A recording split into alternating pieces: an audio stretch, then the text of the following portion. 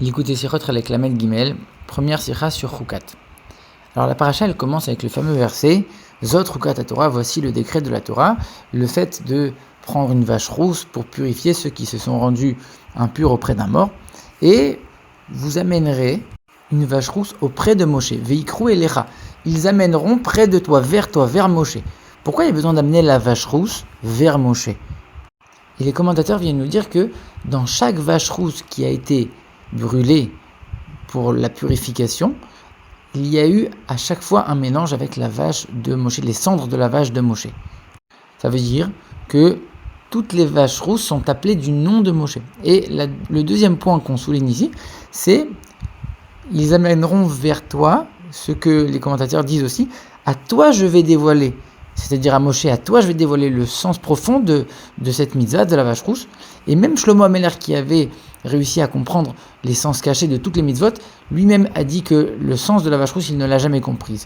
Mais pourtant, Moshe, lui, avait compris le sens de cette mitzvah. Donc qu'est-ce qu'il y a de si différent dans cette mitzvah de la vache rousse pour qu'elle ait un lien si particulier avec Moshe Rabbeinu? Alors pour comprendre tout ça, il faut d'abord comprendre ce que nous disent les commentateurs sur la vache rousse. On nous dit pourquoi on doit faire une vache rousse pour faire expiation de la faute du veau d'or.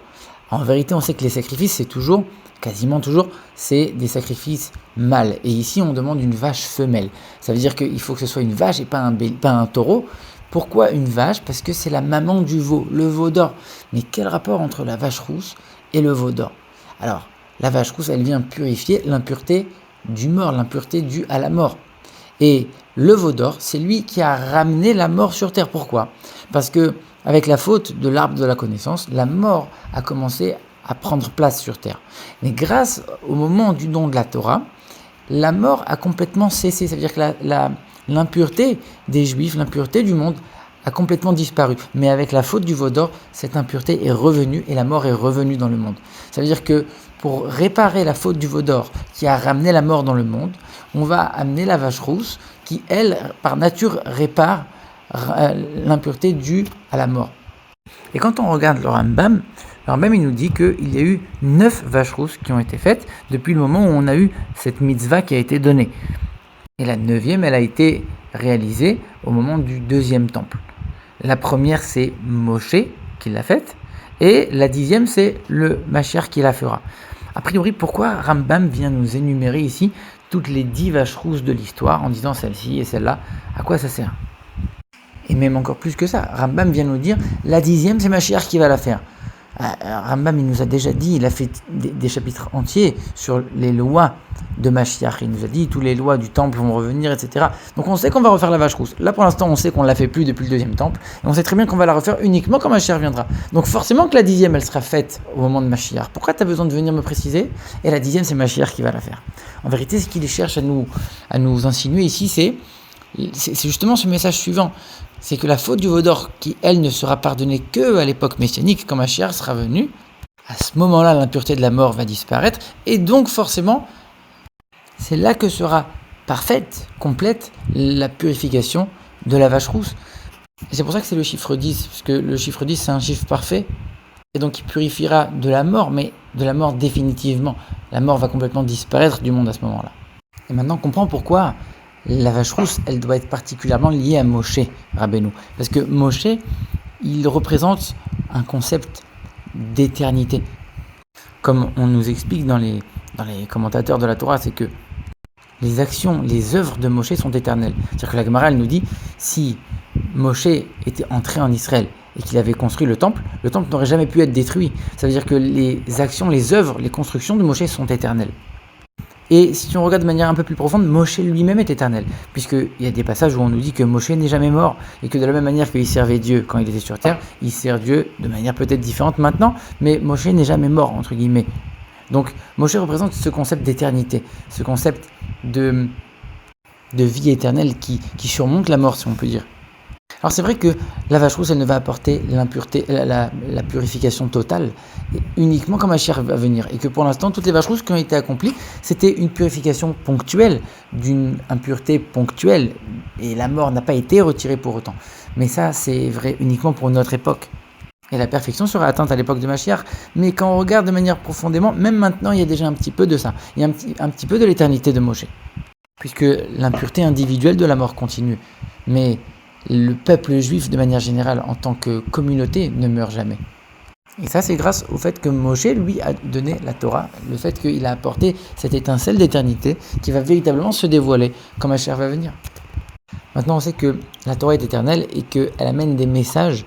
Chaque chose qu'on va lire dans la Torah amène un message qui est adapté et qui est actuel, qui concerne chaque juif en chaque époque. Et donc, spirituellement, c'est quoi le message pour nous aujourd'hui ? La raison pour laquelle Moshe représente cette éternité, c'est parce qu'il était parfaitement soumis à Dieu, parfaitement collé à Dieu. Il était la prolongation de Dieu quelque part. Et le fait de s'annuler pour faire la volonté de Dieu, de montrer que on va faire quoi qu'il arrive, ça montre une certaine éternité. Le fait d'être soumis à Dieu, d'obéir parfaitement, ça fait en sorte que nous et Dieu, c'est la même chose. Et donc, il y aura quelque part un côté d'éternité. La Messirut Nefesh, cette abnégation, elle bouge jamais. Quand on est prêt à faire les choses parce que Dieu a demandé, parce que Dieu le veut, alors c'est quelque chose qui ne bougera jamais. On le fait, Dieu a voulu. Et si on va avoir cette abnégation aujourd'hui, on l'aura demain. Et quand on réfléchit un petit peu, c'est quoi la mort spirituellement ? La vie, c'est celui qui est attaché à Dieu. Dieu, c'est la vie.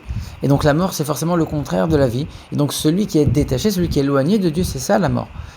Et donc pour quitter la mort, pour chasser la mort, pour retirer cette impureté de la mort, il faut aller vers la vie, il faut s'attacher le maximum possible à Dieu. Et pour s'attacher le maximum possible, se coller à Dieu, si on peut dire le maximum, il faut être la prolongation de Dieu, c'est-à-dire s'annuler complètement à Dieu.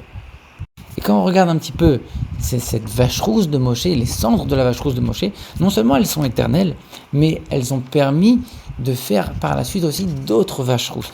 Cette force d'abnégation envers Dieu, finalement, c'est un peu la même chose. Il y a l'abnégation en tant que telle, et il y a le fait que cette abnégation, elle va amener la crainte de Dieu, elle va amener l'amour de Dieu, elle va amener énormément d'autres choses avec elle. Celle qui va amener tout cet encouragement dans le service de Dieu au quotidien.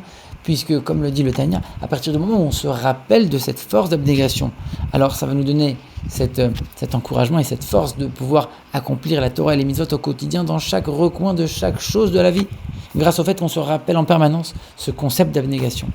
Et dans le service de Dieu, ça représente la prière, puisque la prière du matin, elle va nous réveiller cette conscience de l'abnégation en Dieu, elle va réveiller l'amour de Dieu, la crainte de Dieu, elle va faire en sorte qu'on va se rappeler constamment ce lien indéfectible qu'on a avec Dieu, et après cette prière, l'effet qui va se ressentir tout au long de la journée, ça va être en sorte d'appliquer cet amour et cette crainte dans chaque recoin du quotidien. Et c'est le fait de se souvenir de cet attachement à Dieu qu'on avait pendant la prière du matin, de se souvenir de ce concept d'abnégation, c'est grâce à ça qu'on va réussir à vaincre le Yetzer Hara tout au long de la journée.